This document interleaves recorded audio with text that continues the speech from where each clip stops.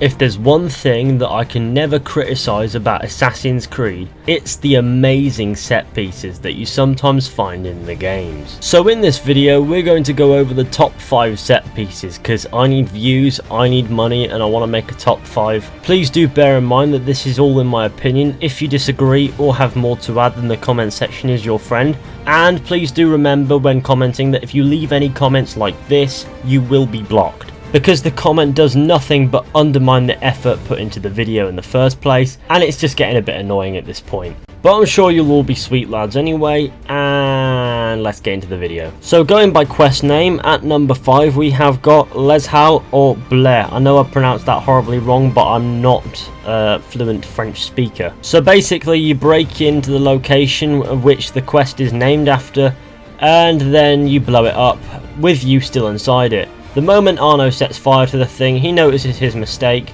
and well, it's a really interesting and quite fast-paced set piece, and I really like it. It's quite a hot one. You get the feeling that if you stay still for too long you'll die, and it also has one of the best uses of slow motion in any Assassin's Creed game right here. On top of all that, it's quite unique that the way to escape is up through the ceiling. And to give it a cherry on top, at the end Arno gives you a very well placed one-liner. All in all, it was quite a fun set piece and I enjoyed this part of Assassin's Creed Unity. Next up we have got Galata Tower from Assassin's Creed Revelations. Yes, the mission is called Galata Tower. Basically you enter through the top of Galata Tower and then go down, and before you know it you're falling into a cave system, where first of all you have to slide down this slope but avoid the rocks on the way down. And before you know it, you've fallen into a massive cavern, at which point you have to climb, parkour, and zipline your way towards the location where one of Altair's keys was hidden. This was another set piece that I really enjoyed because, although it did follow a similar set piece pattern to other set pieces within Assassin's Creed Revelations, I really liked the pacing with this one. I really liked the cavern itself. It was quite nice looking as you were going through it, and all in all it just made for a fun little gameplay sequence. And of course it was a very interesting story mission, which is something that other Assassin's Creed games should have taken from Revelations, is that these set pieces in the main story made the main story missions that little bit more interesting. Next up we have got Setting Sail, which is a mission later on in the story of Assassin's Creed Revelations, where you have to destroy the Great Chain and escape Constantinople. Once you've destroyed the tower which holds the chain in place, it triggers a set piece sequence in which you get to burn stuff. This is because on the first ship that you come onto in the set piece there is a Greek fire thing that breathes fire on all the boats around you, and then you get to parkour around on these boats that are on fire. Obviously all the fire around and the soundtrack and also the pace of which you're moving adds some intensity to the set piece, which makes it interesting. Like I said about the previous one, that's something that Revelations excelled at doing. And although this one is very brief, it was very fun, and at the end you're rewarded with a cutscene in which you get to witness the destruction that you just caused. Moving on, we have got the Siege of Charlestown from Assassin's Creed 4 Black Flag.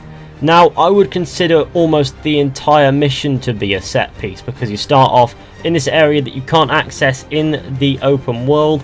You are on your boat in a bayou, basically tailing this small little gunboat, trying to remain undetected, getting off, sabotaging alarms and things. And then you have to get off and tail an even smaller boat on foot, where you witness crocodiles eating one of the people waiting at one of the posts. You have to avoid said crocodiles yourself. And of course you have to remain undetected as you navigate around the boat as it travels down the bayou. Eventually the boat stops and then you're in a small little town, where you then have to tail and eavesdrop a couple of guards as they talk about something, and then you have to chase one of the guards through the destruction after your ship is detected and then starts shelling the town. At one point you slow motion jump over a crocodile as it tries to bite you, which is quite interesting. However, when I recorded this it glitched and he turned back on himself and I managed to assassinate him early. And although this is one of the longest set pieces in any Assassin's Creed game, it's still a very good one.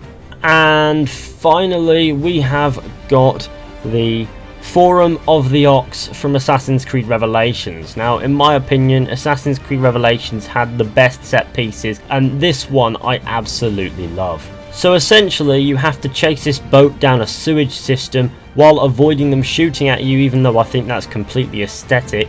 As you move, you get to observe some pretty old infrastructure, but there is a feeling of fun intensity around chasing the boat, which is really fun because that's, like I said in the previous two with Revelations, the intensity is what makes it so fun. As you move, things do give way under your feet, and these guards don't want you to catch them, so they are trying to kill you as you go along, managing to destroy stuff around you which you avoid in cutscenes. The chase lasts quite a while, like 3 minutes, 4 minutes, but it is quite satisfying to just do the chase because you're all over the place, and it is very intense and fun, like I did say before. And when you finally catch that boat, you're rewarded with a cutscene that is quite satisfying in itself. And then afterwards you get to fight them in melee combat in standard Assassin's Creed Revelations combat, in which you get to kill them for making you chase them down this sewage system or whatever it is. And there you have it. Those are my top 5 set pieces in Assassin's Creed. There are more, of course, but those were my 5 personal favourite ones. Thank you all for watching. I hope you enjoyed. Be sure to go ahead, leave a like, subscribe, share, comment. Let me know what you think down in the comment section.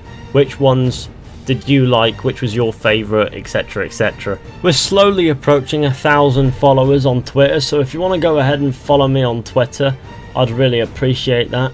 Another social media platform I'd like to promote is, of course, my Snapchat, where I like to post really bad jokes and things. But thank you all for watching, and I will see you all in the next one at some point with another video.